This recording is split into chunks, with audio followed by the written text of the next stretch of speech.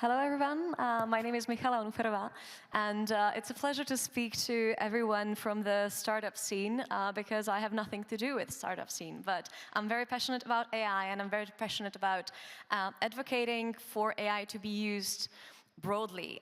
In my role in Microsoft, I'm actually an account executive for government, so I just came here from an event with the Czech Army, and I think there's a lot of space to work with similar organizations from your perspective and make sure that we, as a society, adopt AI and make the best out of it. This is a quote that's from a podcast that I really enjoyed, podcast Tools and Weapons. The quote is, "We don't want AI to be our next printing press," and the quote was said by the Minister of Artificial Intelligence in the United Arab Emirates. I think it's really interesting to see that a country such as United Arab Emirates has a Minister for AI.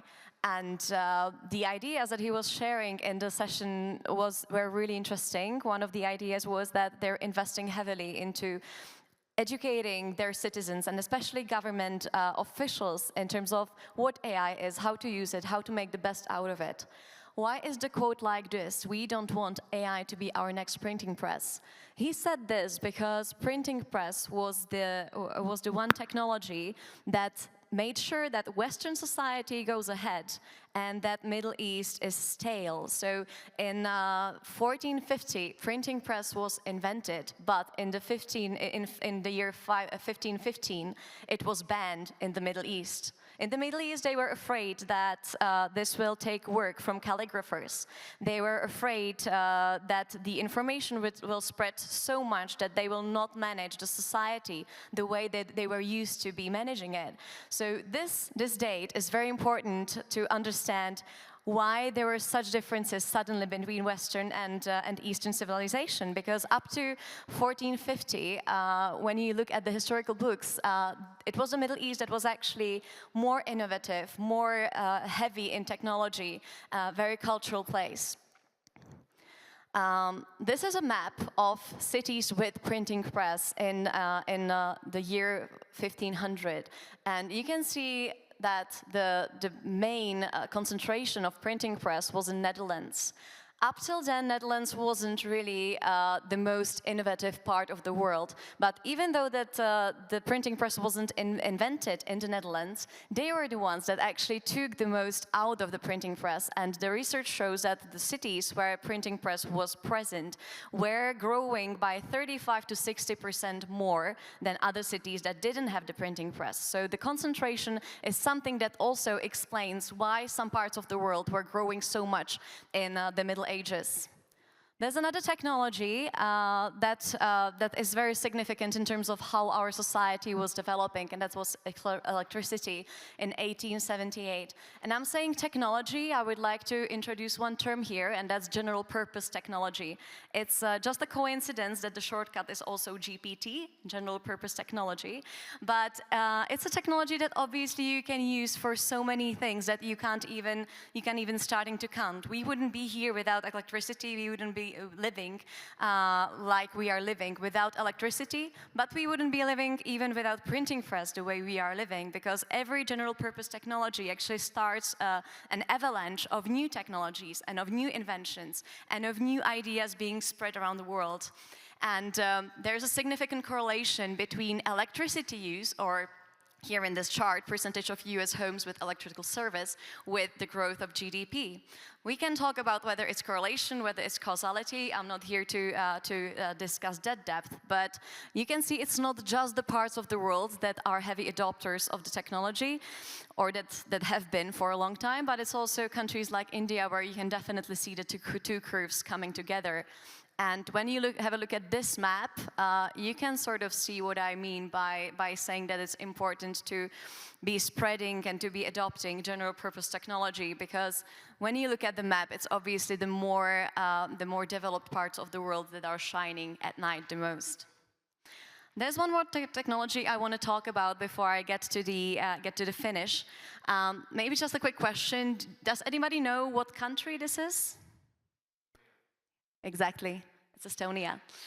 Why is Estonia here? Estonia is a country that is amazing in terms of adoption of new digital technologies, cloud technologies, and so on and so forth.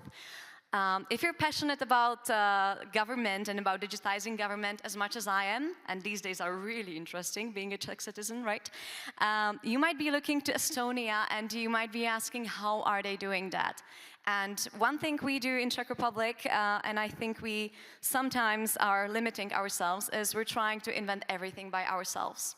This is exactly the opposite of what Estonia did. Even though that the cloud technologies they're using are not placed in Estonia and were not developed in Estonia, they're the heaviest users of the technologies. And just because they're the heaviest users, they might be in a good place in a few years to start developing their own technologies and to have a head start. And that brings me to the end. Right now we're at the new start. We're at the start of the new AI economy, and we have no idea what it's going to bring. For some people, it's still reduced to using ChatGPT. For some people, it's more advanced already. But what we can definitely say is that this technology is here and it's going to stay with us.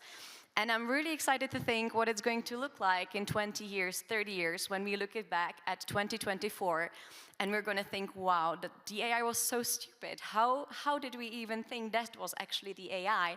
But our lives are for sure going to be different. And this is what I'm concerned about. Globally, this number that you see, the 39%, is the number of companies that have invested in any sort of education of their employees in what AI is, what AI can do, how to use AI, etc. And this is globally, this is our numbers, this is from Microsoft Research Future of Work. It's really interesting to read, by the way. This number was published in Forbes last week. Would anybody have a guess of what it is? This is the percentage of companies in the Czech Republic that have invested in any sort of education in AI. And that's crap, honestly. Sorry to say it like this, but if we're now not investing in people grasping the AI opportunity, the AI might turn out to be what printing press was for the Arabic countries. And I'm thinking that we should now want AI to be our printing press, but in a good way. And to have AI as a printing press for us in a good way is to invest in all the ways that we can do for people to start understanding AI, start evangelizing AI.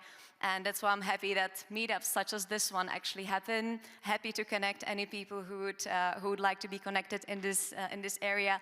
And I'm a huge advocate for bridging the gap between commercial sector and public sector, because I think that without public sector properly understanding the AI opportunity, we might find ourselves in the Middle Ages, where a group of scared calligraphs and scared officials decided to ban the printing press and stale the Middle East for a very long time. That's about it from me. Thank you very much for your attention.